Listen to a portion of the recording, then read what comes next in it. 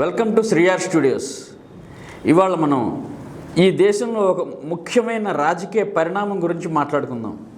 అదేంటంటే తాజాగా ఈ మధ్యకాలంలో పార్లమెంటు ఉభయ సభల్లోనూ, లోక్సభలోనూ, రాజ్యసభలో కూడా దిగ్విజయంగా బీజేపీ పెట్టి పాస్ చేయించిన వక్ఫ్ బోర్డ్ అమెండ్మెంట్ బిల్ గురించి. దీనివల్ల ఈ దేశానికి ఏమన్నా ఉపయోగం ఉందా లేదా? ఇంతకీ హిందువులందరూ దేశవ్యాప్తంగా తాము గొప్ప హిందువులు, జాతీయవాదులు అని చెప్పుకునే వాళ్ళంతా ఎందుకు చంకలు గుద్దుకుంటున్నారు? ముస్లిం సమాజానికి చెందిన వాళ్ళు ఎందుకు దీన్ని తీవ్రంగా వ్యతిరేకిస్తున్నారు? ఈ బిల్లు వల్ల జరిగే కష్టం ఏంటి, నష్టం ఏంటి, లాభం ఏంటి, సమస్య ఏంటి? ఈ విషయాల గురించి ఈరోజు మనం మాట్లాడుకుందాం. మీరు కనుక మొదటిసారి ఈ వీడియో చూస్తున్నట్లయితే శ్రీఆర్ స్టూడియోస్ని సబ్స్క్రైబ్ చేయండి, నలుగురికి షేర్ చేయండి, మీరు లైక్ చేయండి.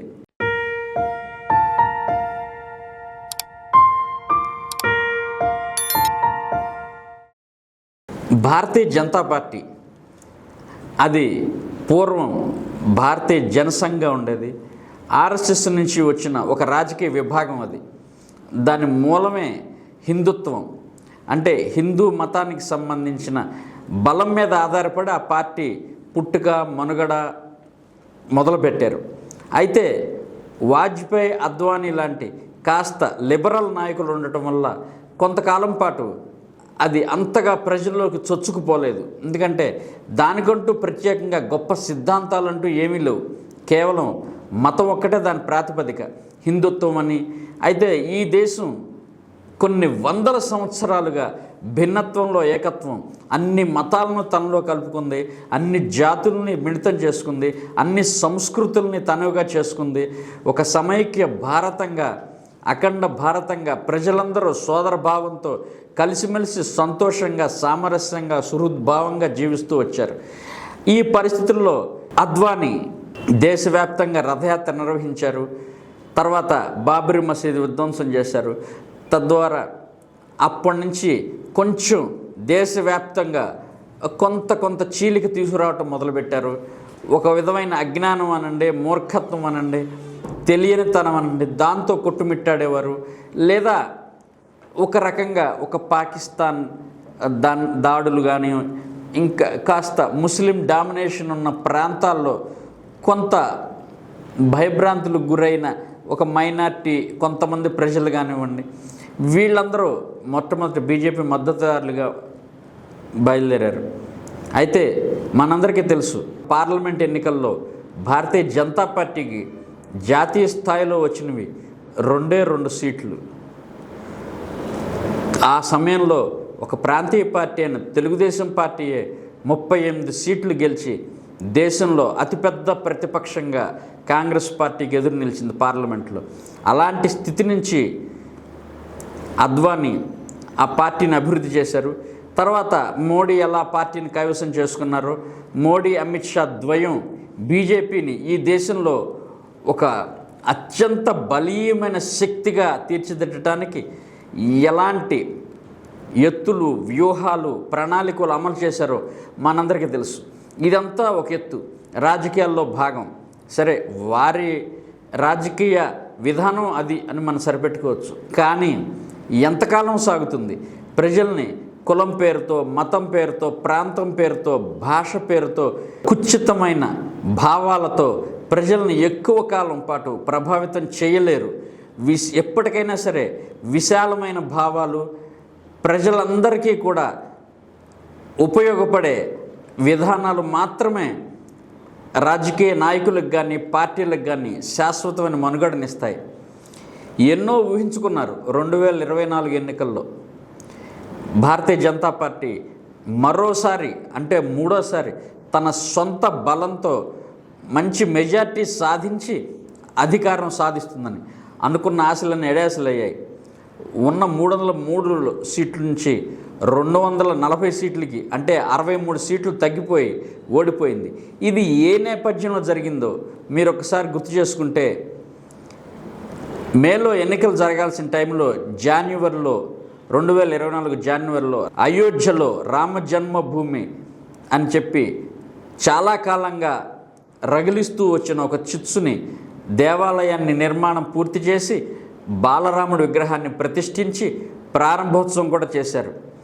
ఇంకా ఆ శ్రీరామచంద్రుడి ఆశీస్సులతో ఈ దేశాన్ని బీజేపీ శాశ్వతంగా ఏకఛత్రాధిపత్యంగా పరిపాలిస్తుందని ఆశించారు.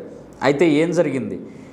ఆ తర్వాత 4-5 నెలల్లో జరిగిన ఎన్నికల్లో అయోధ్య ఏ నియోజకవర్గంలో, ఏ పార్లమెంట్ నియోజకవర్గంలో అయితే ఉందో అదే ఫైజాబాద్ నియోజకవర్గంలో బీజేపీ పరాజయం పాలైంది. అంటే ప్రజలు మీ మత రాజకీయాలని, ప్రజలను విభజించి పాలించే విధానాన్ని ఆమోదించటం లేదని మీకు అర్థమైంది. అలాగే దానికి తగినట్టుగానే వారు అనుకున్న సీట్లు రాలేదు. వెంటనే గత కొంతకాలంగా అంటే 10 సంవత్సరాలుగా బీజేపీ ఏ విధంగా అయితే తన నిరంకుశ నియంతృత్వ కేంద్ర ప్రభుత్వ విధానాలతో మొత్తం రాజ్యాంగ వ్యవస్థలన్నింటిని గుప్పిట్లో పెట్టుకుని ఒక ఐటీ డిపార్ట్మెంట్ కావచ్చు, ఒక ఈడీ కావచ్చు, ఇంకా సిబిఐ కావచ్చు, ఆర్బీఐ కావచ్చు, చివరికి సుప్రీంకోర్టు కావచ్చు, ప్రతి ఒక్క రాజ్యాంగ వ్యవస్థని కూడా తమ గుప్పిట్లో పెట్టుకుని తమకు ఎదురు మాట్లాడిన వారిని, తమకు వ్యతిరేకంగా గొంతెత్తిన వారిని, తమకు వ్యతిరేకంగా ఉద్యమిస్తున్న వారిని ఎలా నిర్దాక్ష్యంగా అణచివేస్తూ వచ్చిందో మనం చూస్తూనే ఉన్నాం. తనకంటూ ఈ దేశంలో ప్రత్యామ్నాయంగా ఏ నాయకత్వం కానీ, ఏ నాయకుడు కానీ ఎదగనీయకుండా బీజేపీ తన శాయశక్తులా కృషి చేసింది. దాదాపుగా పూర్తిగా సఫలం అయ్యింది కూడా. అదే స్థాయిలో ఇటు ఆంధ్రప్రదేశ్ నుంచి చంద్రబాబు నాయుడిని, బీహార్ నుంచి నితీష్ కుమార్ని కలుపుకుని ఒక భయంకరమైన రాజకీయ కుటిల తంత్రంతో కేంద్రంలో మెజారిటీకి కాస్త దూరంలో ఆగిపోయినా కూడా ప్రభుత్వాన్ని అయితే ఏర్పాటు చేసింది. ఇక్కడే మోడీ తన శక్తిని మరోసారి నిరూపించుకోవాలనుకున్నారు. ఎన్నికల్లో అనుకున్న ఫలితం రాకపోయినా సరే బీజేపీ ఇంకా ఈ దేశంలో బలంగానే ఉంది, తాను అనుకున్నది సాధిస్తుంది, చేస్తుంది అని నిరూపించడానికే ఈ వక్ఫ్ అమెండ్మెంట్ బిల్ని తెర మీదకి తీసుకొచ్చారు. 2 సభల్లోనూ ఎన్డీఏ అలయన్స్కి తగిన బలం ఉంది. ఆ బిల్లుని విజయవంతంగా పాస్ చేయించుకోగల ధైర్యం ఉంది. అయితే ఇంతకీ అసలు ఆ బిల్లులో ఏముంది? ఆ బిల్లు వల్ల ఈ దేశానికి, ఈ దేశ ప్రజలకు తక్షణం అనుకునే ప్రయోజనం ఏంటి అని మనం ఆలోచిస్తే చాలామంది బుర్రలు గోక్కోవాల్సి వస్తుంది. ఎందుకంటే నిజంగా ఏదో అద్భుతం జరిగిపోయినట్టు, ఈ దేశానికి ఏదో మహద్భాగ్యం వచ్చేసినట్లు, అసలు ఎక్కడ చూసినా కూడా బీజేపీ శ్రేణులు, అలాగే ఆ పార్టీకి సంబంధించిన మీడియా ప్రతినిధులు ఇష్టారాజ్యంగా వీడియోలు చేసి సంతోషంతో, ఆనందంతో ఉక్కిరిబిక్కిరైపోతాం చూస్తుంటే, వారిని చూసి, వారి మానసిక స్థితిని చూసి జాలిపట్టం తప్ప ఎవ్వరు ఏమీ చేయలేని పరిస్థితి. ఇక ఆ పార్టీ అభిమానులు కావచ్చు, సానుభూతి పరులు కావచ్చు, వారి సంతోషాన్ని చూసి అదే పరిస్థితి, జాలిపట్టం తప్ప వారి అజ్ఞానాన్ని చూసి మనం ఏమీ చేయగలిగింది ఏమీ లేదు. ఎందుకంటే ఈ వక్ఫ్ బోర్డ్ అనేది ముస్లిం సమాజంలో ధార్మిక అవసరాల కోసం ఆ ముస్లిమ్స్ తమ ఆస్తిపాస్తుల నుంచి దానం చేసిన సంపదని పరిరక్షించే వ్యవస్థ. ఇది దాదాపు అల్లావుద్దీన్ ఖిల్జీ సమయంలో మొట్టమొదటిసారిగా ప్రారంభించారు. ఒక మసీదును, ఒక ప్రార్థనా మందిరాన్ని నిర్వహించడానికి 2 గ్రామాలని ఆనాడు ఖిల్జీ దానంగా ఇచ్చాడు. ఆ ప్రక్రియ ఆ తర్వాత క్రమక్రమంగా వివిధ ప్రార్థనా స్థలాలు కావచ్చు, పేద ముస్లిం ప్రజల అవసరాల కోసం కావచ్చు, ఈ విధంగానే దాన ధర్మాలు, సేవా కార్యక్రమాల కోసం ఇచ్చిన ఆస్తులతో వక్ఫ్ బోర్డ్ అనేది ఎక్కడికక్కడ విభాగాలుగా ప్రారంభమైంది, తన కార్యక్రమాలను కొనసాగించింది. మనం కూడా చూస్తూనే ఉంటాం. మనకు కూడా పండితులకి, బ్రాహ్మణులకి, వేద ఘనాపాటీలకి అప్పట్లో జమీందారులు కావచ్చు, రాజులు కావచ్చు, అగ్రహారాలు దానం చేసేవాళ్ళు. వారు పూర్తిగా వేరే బతుకు తెరువు కోసం, జీవనోపాధి కోసం, భుక్తి కోసం ఇంకో పనేమి చేయకుండా కేవలం వేద పఠనం చేస్తూ ప్రజలకు వేదాలు, పురాణాలు బోధిస్తూ ఉంటారు. కాబట్టి వారి భుక్తి కోసమని ఆనాడు పాలకులు ఏర్పాటు చేశారు. అదేవిధంగా ముస్లిం సమాజంలో కూడా తమ ప్రార్థనా మందిరాలు నిర్వహించడం కోసం, తమ ధార్మిక కార్యక్రమాన్ని నిర్వహించడం కోసం కొంత సంపదని, ఆస్తిపాస్తుల్ని ఇలా ఎవరైనా ఇవ్వగలిగిన వాళ్ళు ఇస్తే వాటిని నిర్వహిస్తూ వచ్చారు. సరే, ఇదంతా ఇలా సాగుతూ ఉంది. ఇప్పుడు తాజాగా ఈ బిల్లును ప్రవేశపెట్టి అమిత్ షా ఏమంటారంటే పార్లమెంట్లో 1913 సంవత్సరం నుంచి 2013 సంవత్సరం వరకు వక్ఫ్ బోర్డు కింద ఉన్న ఆస్తుల్లో దానికి ఉన్న భూములో 18 లక్షల ఎకరాలైతే 2013 నుంచి ఈ 12 సంవత్సరాల్లో 21 లక్షల ఎకరాలకి వక్ఫ్ బోర్డు భూములు చేరుకున్నాయని చెప్పారు. ఎలా జరిగింది ఇదంతా అంటే, అంతకుముందు ఎవరు పరిపాలనలో ఉన్నారు? 47 వరకు కూడా భారతదేశం స్వాతంత్రం లేదు, బ్రిటిష్ వారి ఆధీనంలో ఉంది. 47 నుంచి 2013 వరకు మాత్రమే కాంగ్రెస్ కావచ్చు, చాలా తక్కువ కాలం జనతా పార్టీ, తర్వాత అతి స్వల్పకాలం బీజేపీ అధికారంలో ఉన్నాయి. ఆ మొత్తం దాదాపుగా 100 సంవత్సరాల పాటు 18 లక్షల ఎకరాలు మాత్రమే వక్ఫ్ బోర్డు ఆస్తి కింద ఉన్న భూమి కేవలం 12 సంవత్సరాల్లో 2013 నుంచి 2025 వరకు 21 లక్షల ఎకరాలకి ఎలా పెరిగిందంటే, దీనికి కారణం మరి 2014 నుంచి అధికారంలో ఉన్న భారతీయ జనతా పార్టీ కదా. ఏం చేస్తుంది ఆ పార్టీ? ఈ దేశాన్ని సరిగ్గా పరిపాలిస్తున్నట్టయితే మరి ఈ వక్ఫ్ బోర్డుకి ఒక్కసారిగా ఇలా భూములు ఎలా చేరిపోయినాయి? ఇప్పుడైనా చట్టాన్ని అమలు చేయడానికి ఇప్పుడు ఆ వక్ఫ్ బోర్డులో ముస్లిం కాని వ్యక్తిని సభ్యులుగా చేర్చారు. సరే, ఈ దేశంలో మత స్వేచ్ఛ ఉంది, హిందూ దేవాలయాల్లో కావచ్చు, అలాగే వేరే మతానికి సంబంధించిన వ్యక్తులు పనిచేస్తూ ఉంటారు. ఇప్పుడు తాజాగా కొత్తగా గొడవలు మొదలవుతున్నాయి. అలా హిందూ ప్రార్థనా మందిరాల్లో కానీ దేవాలయాల్లో కానీ వేరే మతానికి చెందిన వారు పనులు చేయకూడదు అని. అలాంటి పరిస్థితుల్లో ఈ ఎవరైతే దేశభక్తులు బీజేపీ భక్తులు ఉంటారో వీళ్ళందరూ ఇలా వాదన చేస్తున్న సందర్భంలో మరి ముస్లిం వక్ఫ్ బోర్డులో ముస్లిం కాని వ్యక్తిని ఎలా సభ్యుడిగా చేరుస్తారు? చేర్చి వారికి నిర్ణయం తీసుకునే అధికారం ఎలా ఇస్తారు? అలాగే ఇప్పుడు వక్ఫ్ భూములుగా ఆక్రమణకు గురయ్యాయో లేదో, అందులో ప్రభుత్వ భూములు ఉన్నాయో లేదో తేల్చడానికి జిల్లా కలెక్టర్కి అధికారం ఇచ్చారు. మంచిదే. అలాగే హైకోర్టులో కూడా దీని గురించి పిటిషన్లు వేసుకునే అధికారం కూడా కల్పించారు. ఇదంతా బాగానే ఉంది. అయితే ఈ విషయంలో ముస్లిం సమాజం కూడా భయపడాల్సిందేమీ లేదు. వారు భయపడేది, వారు ఆందోళన చెందేది కేవలం ఒకే విషయానికి. ఎందుకంటే ఇది తమ మతానికి సంబంధించిన అంతర్గత విషయం. దీనిలో భారతీయ జనతా పార్టీ జోక్యం చేసుకుంటోంది.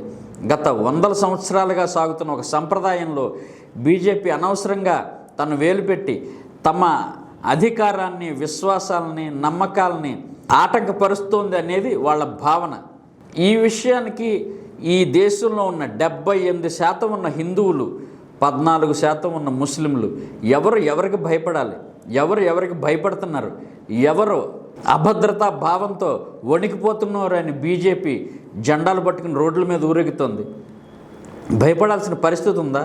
100కి 78 మంది హిందువులు, 14 మంది ముస్లింలు ఉన్న దేశంలో ఎవరిని చూసి ఎవరు భయపడుతున్నారో ఎవరైనా అర్థం చేసుకోవచ్చు. ఇదంతా కేవలం చాలా తక్కువ శాతం ఉన్న హిందువుల్ని తమకి హార్డ్ కోర్ ఓటర్స్గా మార్చుకోవటానికి వేసే కుతంత్రం మాత్రమే. కానీ దురదృష్టం ఏంటంటే ఆ తక్కువ శాతం క్రమక్రమంగా పెరిగిపోతుంది. చదువుకున్న వాళ్ళు కూడా ఏమాత్రం విఘ్నత లేకుండా ఈ బీజేపీ అవిశ్రాంతంగా సాగిస్తున్న ఈ విష ప్రచారం ప్రభావంలో పడి వారు కూడా అవన్నీ నిజాలను నమ్ముతున్నారు. ఈ వక్ఫ్ బోర్డ్ బిల్లు పాస్ అయ్యి అది అమల్లోకి వస్తే దానివల్ల ఈ దేశంలో ఒక్క హిందువుకు కూడా జరిగే ప్రయోజనం ఏమీ లేదు, ఒక్క ముస్లింకి కూడా జరిగే నష్టం ఏమీ లేదు. ఎందుకంటే బీజేపీ ఉద్దేశం కేవలం ఒక మైనారిటీ వర్గాన్ని భయభ్రాంతులను చేయటమే. తమకు పూర్తిగా బలం ఉంది, అధికారం ఉంది, తాము ఏమైనా చేయగలమని వారికి చాటి చెప్పడం మాత్రమే. అంతే తప్ప నిజంగా దీన్ని అమలు చేయాలన్న చిత్తశుద్ధి బీజేపీకి లేనే లేదు. కాబట్టి ముస్లింలు ఎవ్వరు కూడా భయపడాల్సిన అవసరం లేదు. ఎవరు అమలు చేస్తారు? ఆంధ్రప్రదేశ్లో చంద్రబాబు నాయుడు ఈ వక్ఫ్ బోర్డు సవరణ చట్టాన్ని అమలు చేయగలడా? చేసే ధైర్యం ఉందా? తెలంగాణలో రేవంత్ రెడ్డి అమలు చేస్తాడా? తమిళనాడులో స్టాలిన్ అమలు చేస్తాడా? బీహార్లో నితీష్ కుమార్ అమలు చేస్తాడా? వెస్ట్ బెంగాల్లో మమతా బెనర్జీ అమలు చేస్తుందా? ఎవ్వరూ అమలు చేయరు. సరాసరి మోడీ, అమిత్ షా కూర్చుని ప్రతి రాష్ట్రంలో అమలు చేయడానికి వారికి ఆ అధికారము లేదు. సో ఇదంతా పెద్ద హంబక్. ఇది చూసి పాపం బీజేపీ శ్రేణులు, కార్యకర్తలు, సానుభూతిపరులు తెగ భుజాలు చేసుకుంటున్నారు. ఏదో అద్భుతం సాధించేసినట్టుగా. ఈ దేశానికి ఏ కోశాన ఉపయోగం లేదు.